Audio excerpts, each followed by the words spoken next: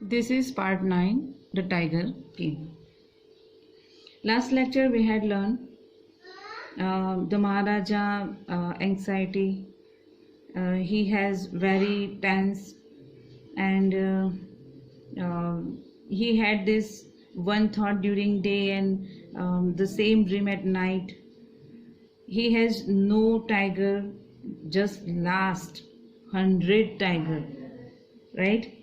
तो लास्ट में हमने देखा कि टाइगर उनको नहीं मिल रहा, एक टाइगर के लिए सारी जो उनके जो स्ट्रेस है, जो टेंशन है, वो बढ़ती जा रही है. Next paragraph means second paragraph of fifth portion. But he had to be extremely carefully with that last tiger.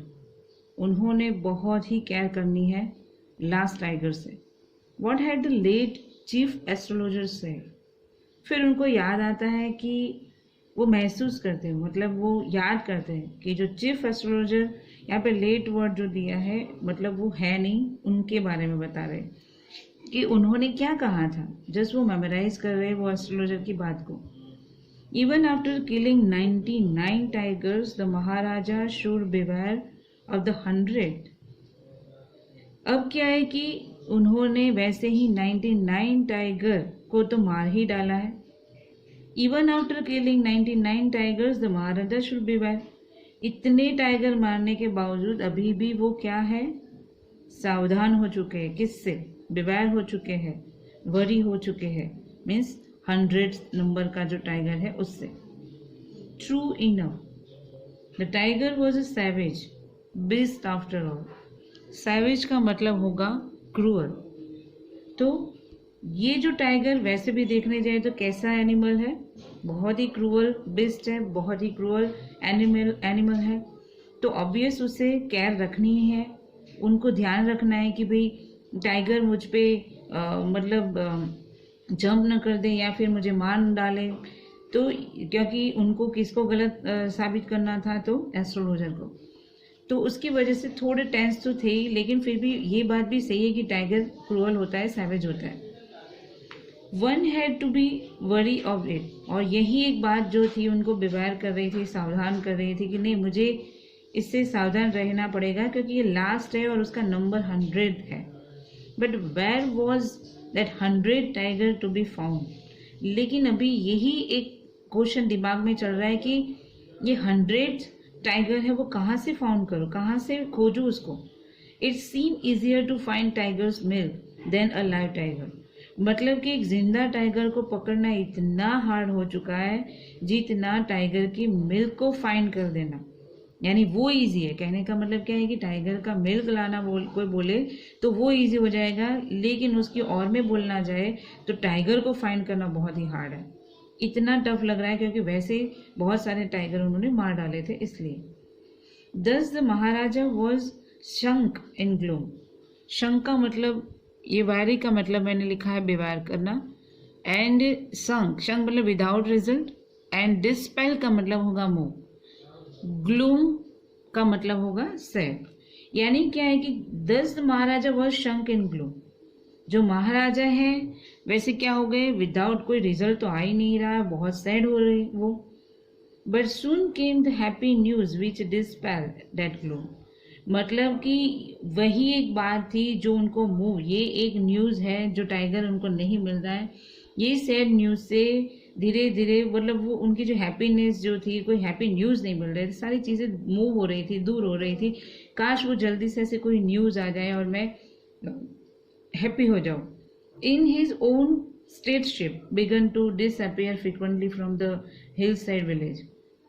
उतने में क्या होता है कि उनके ही स्टेट में शीप जो होती है बिगन टू डिसअपियर, वो गायब होने लगती है frequently from the hill side village. जो हिल साइड विलेज है उस तरफ अचानक से एक इंसिडेंट, मतलब एक अजीब सी बात होने लगती है कि बहुत सारी शीप होती है वो गायब होने लगती है. It was first ascertained that this was not the work of Khadar Milan and Milan Saab or Virasamy Nekar. Both famed for their ability to swallow sheep wall.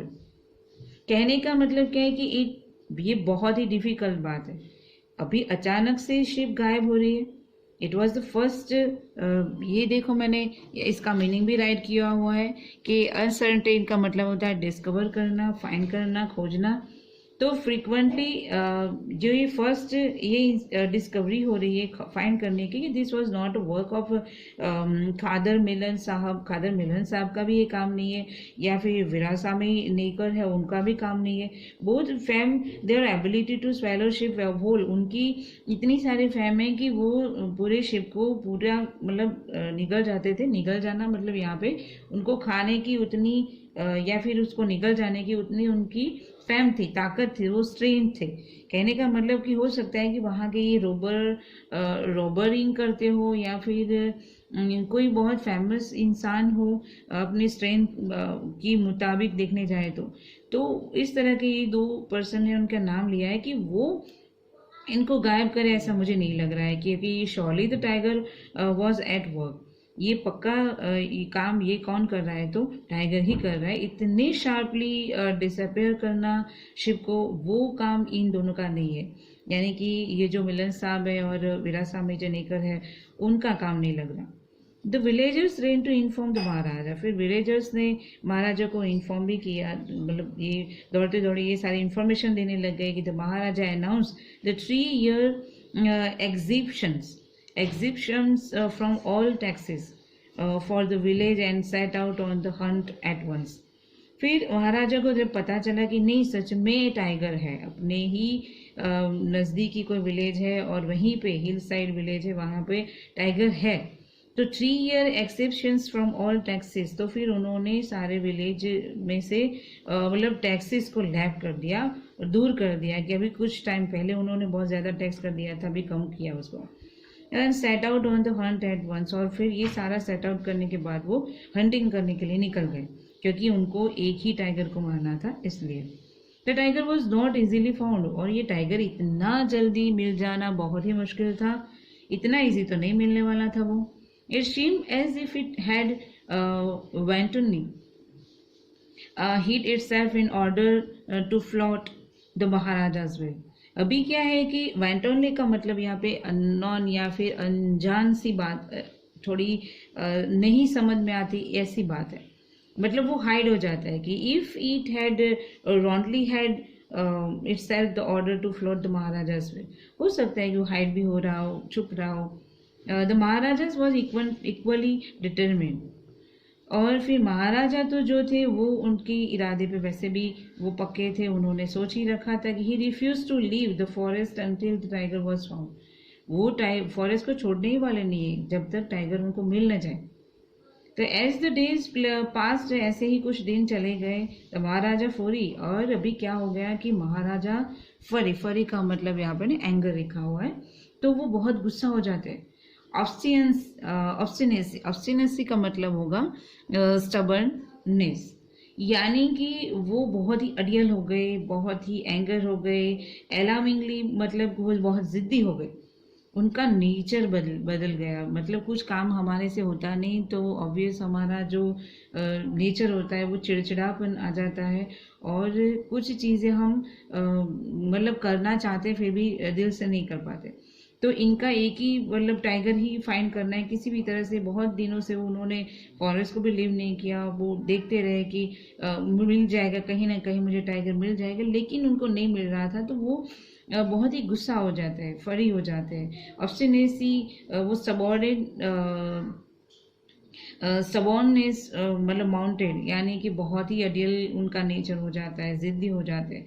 Many officers lost their job, और इसकी इस तरह का जो उनका nature है उसकी वजह से तो कई लोगों को जॉब भी छोड़नी पड़ी और काफ़ी सारे ऑफिसर्स थे उनको वहाँ से निकलना पड़ा।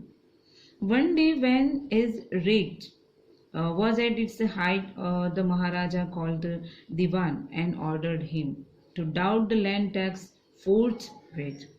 अभी क्या होता है कि उसकी ये बहुत सारी अच्छी बातें नहीं हो रही थी, अच्छा समय नहीं चल रहा था, तो फिर उन्होंने गुस्से में महाराजा ने किसको बुला दिया, दीवान साहब को बुला दिया और फिर उनको ऑर्डर दे दिया कि to doubt the land tax, forthwith. अभी क्या है कि अचानक से उन्होंने लैंड टैक्स को सडनली ही बढ़ा दिया। यहाँ पे फोर्ट विद का मतलब होगा सडनली, अचानक से ही उन्होंने ऑर्डर दे दिया कि जो लैंड टैक्स है उसको डबल कर दिया जाए।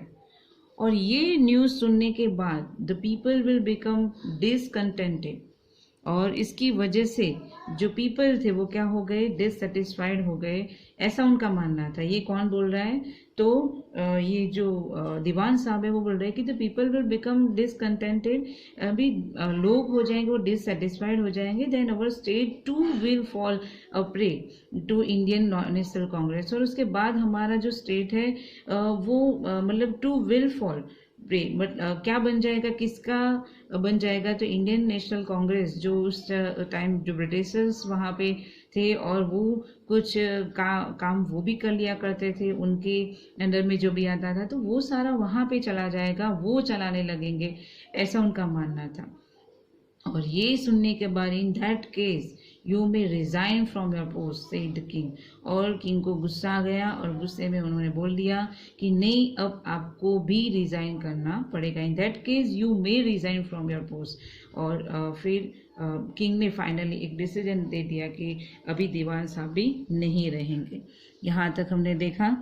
और जो नेक्स्ट बात की दीवान साहब का अब क्या होगा, दीवान साहब सच में वो छोड़ने वाले हैं या फिर किंग के नेचर में कोई चेंज आने वाला है, या फिर किंग को टाइगर जो है वो मिलने वाला है, मिलेगा कि नहीं मिलेगा, तो किस तरह से मिलेगा, वो हम नेक्स्ट लेक्चर में देखेंगे। तो यहाँ तक आप समझ गए होंगे कि पूरे इन शॉर्ट देखने जाएं तो उनमें टाइगर, लास्ट टाइगर फाइंड करने में बहुत दिक्कत हुई। फिर उन्होंने एक जो विलेजर्स ने बताया तो उन्होंने सोच लिया कि नहीं, अब मुझे टाइगर मिल ही जाएगा।